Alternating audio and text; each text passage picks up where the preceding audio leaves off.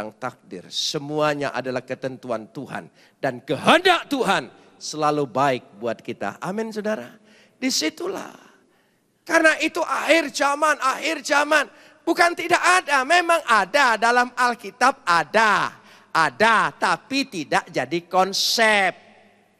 Yang harus dijelaskan sebagai ajaran yang konsepnya bukan yang adanya. Saya kasih contoh analoginya supaya mudah.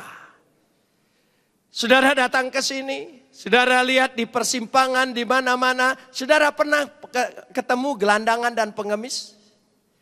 Gelandangan dan pengemis kan ada. Tapi tidak jadi konsep saudara. Tidak pernah saudara berpikir dan mengajar anak-anakmu. Jika nanti kamu tidak ada uang, jika nanti kamu kurang makan, kamu harus jadi gelandangan dan jadi pengemis seperti itu. Itu kan tidak pernah saudara ajarkan anak-anak kita seperti itu. Itu tandanya ada, tapi tidak jadi konsep pemikiran. Jadi sekali lagi, tanda-tanda akhir zaman jangan disamakan itu dengan kata kiamat. Akhir zaman, Yesus datang kedua kalinya memerintah bersama-sama kita di tengah dunia ini 1000 tahun kita memerintah kekal selama-lamanya. Katakan amin. Kita seringkali berpikir biarlah kami susah di dunia. Yang penting masuk sorga. Maka ada lagu, meskipun saya susah menderita di dunia, yang penting masuk sorga. Enggak, pola pikir Yahudi, pola pikir Alkitab tidak. Kita ingin berhasil, ingin sukses, ingin jaya, ingin menang, ingin diberkati sekarang. Sekarang, bukan nanti. Buktinya apa? Kita diajarkan doa Bapa kami. Meskipun di gereja ini jarang ada doa Bapa kami. Tapi di gereja yang saya pimpin selalu mengakhiri segala doa syafaat dengan doa Bapa kami. Masih ingat doa Bapa kami? Bapa kami di sorga, dikuduskanlah namamu. Datanglah kerajaanmu. Jadilah kehendakmu di atas bumi ini seperti di sorga. Jadi sorga ditarik ke bumi, bukan bumi ditarik ke sorga. Bulan yang lalu saya diundang oleh salah satu universitas yang tentu bukan Kristen. Untuk menjelaskan mengapa ada radikalisme, terorisme. Kenapa ada seperti itu. Saya katakan orang itu terlalu berpikir sorga tapi tidak pernah berpikir hidup di dunia. Karena itu teroris-teroris itu rata-rata anak keluarga miskin. Anak yang tidak punya harapan di dunia ini. Anak yang kurang berpendidikan. Makanya dia jadi teroris. Tapi anak-anak pemimpin-pemimpin agamamu yang sekarang ini anak Hatta Rajasa, anak Amin Rais, anak Lutfi Hasan yang biasa pakai mobil, naik Ferrari. Mana mau jadi teroris saudara. Jadi mereka tanpa harapan. Sementara kita dididik oleh Tuhan, diberi harapan, diberi kekuatan, diberi segala sesuatu kemenangan, diberi pemulihan, bukan nanti, katakan sekarang. Amin. Katakan bersama, 1, 2, 3, sekarang. Amin. Saudara ingin diberkati? Sekarang. Saudara ingin dipulihkan? Saudara ingin berhasil? Saudara ingin berbuat sesuatu? Sekarang. Itu penting. Karena mereka, perhatikan orang Yahudi. Itu konsep Alkitab yang dipakai oleh mereka. Konsep Alkitab. Mengejar kecerdasan, mengejar keberhasilan, mengejar segala sesuatu. Jadilah kehendakmu di bumi ini seperti di sorga. Makanya mereka semuanya bibit unggul. Kalau ada orang anti-Yahudi, saya ejek mereka bulan lalu. Kalau engkau anti-Yahudi, kalau pakai laptop, jangan pakai Microsoft. Sebab yang punya Microsoft itu, Bill Gates itu orang Yahudi. Pakai made in Arab. Saya bilang, ya itu penting sekali. Itu milik Yahudi. Rata-rata di kampung katanya anti Yahudi, tapi pakai Facebook kan?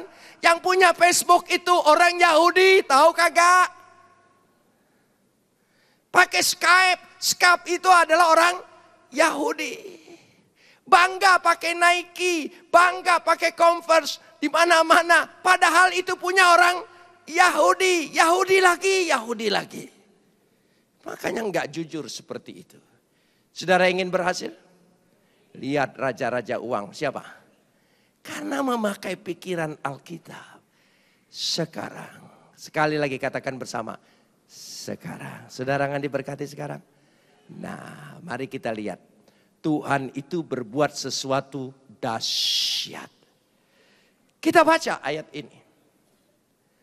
Pada waktu membaca ayat ini, Injil Markus, siapakah Markus? Markus ini meskipun di Injil ini tidak dijelaskan penulisnya dengan jelas. Tapi menurut seorang uskup bernama Fabius di Hierapolis pada awal abad kedua. Bahwa Markus ini mengikuti Yesus dari sejak remaja. Remaja ikut Yesus. Dan pada waktu dia mengikuti Yesus bersama ke-12 muridnya, rupanya Markus ini orang yang cerdas, cepat menangkap, dan senang dengan ajaran-ajaran Yesus. Lalu apa yang terjadi? Markus pada waktu mengikuti Yesus,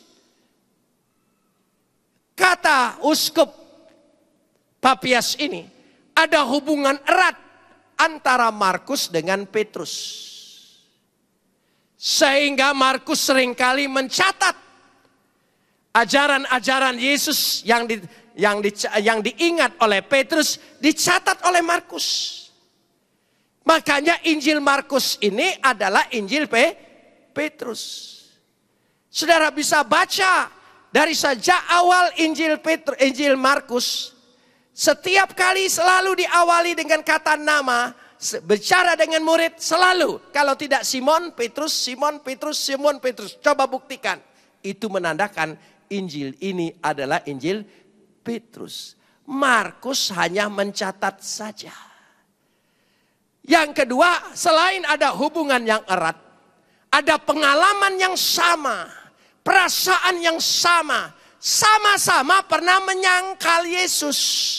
Pernah lari ketakutan. Pengalaman yang sama ketika mencatat pengalaman orang yang sama. Itu lain. Lihat anak-anak ABG sekarang yang sedang patah hati. Oh, pasti senang dengan lagu-lagu yang lebay. Tergerak. Ada satu lagu yang dinyanyikan oleh cucu saya. Saya bilang kamu tidak cocok itu lagu Kristen. Judulnya Egokah Aku. Ya, Tuhan cabutlah nyawamu. Itu kan sadis lagu itu ya.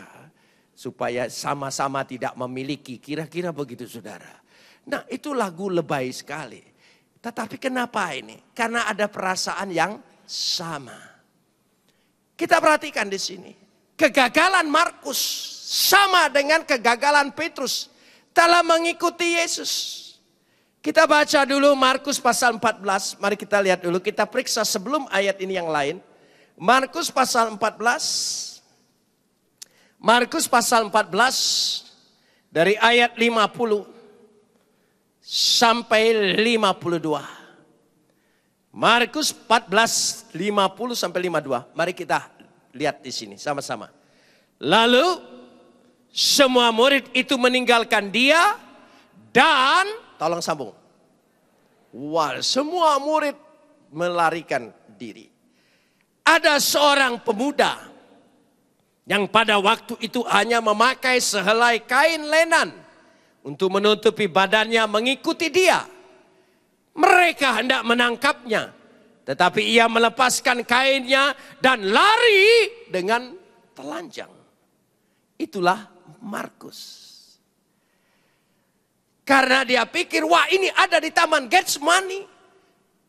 Markus berpikir, murid-murid yang senior raja udah kabur tunggang langgang. Dan dia ketinggalan sendirian, kebetulan yang ketangkep itu adalah bajunya. Dan bajunya ditarik, dia lepas, lebih rela dia kehilangan bajunya, lari sekuat tenaga. Sama-sama gagal mengikuti Yesus. Padahal dia sangat cinta gurunya.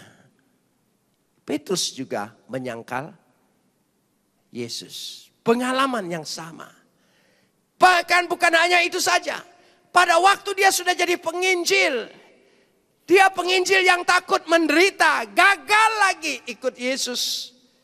Di zaman Paulus, dia kagum dengan Paulus yang begitu hebat dalam berkhotbah. Ingin mengikutinya, tapi tidak mau susah. Maka kita baca Kisah Rasul, mari kita lihat dulu. Kisah Rasul pasal 13 ayat 13. Betul-betul celaka 13. Kisah Rasul 13 ayat 13. Kita lihat dulu sejarah ini. Kisah Rasul 13 ayat 13. Kalau sudah ketemu mari kita baca. Lalu Paulus dan kawan-kawannya meninggalkan Papos dan berlayar ke Perga di Pamfilia. Tetapi Yohanes meninggalkan mereka lalu kembali ke Yerusalem. Siapa yang meninggalkannya? Namanya siapa?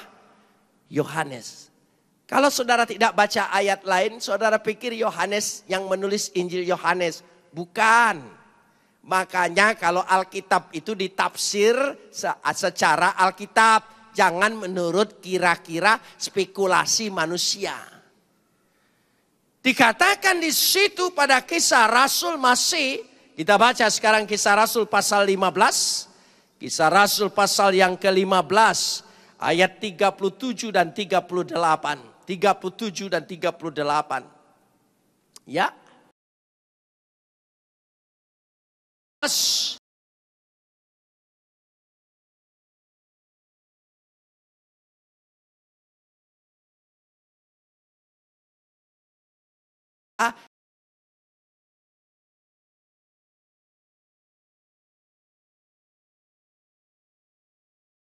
Sekali.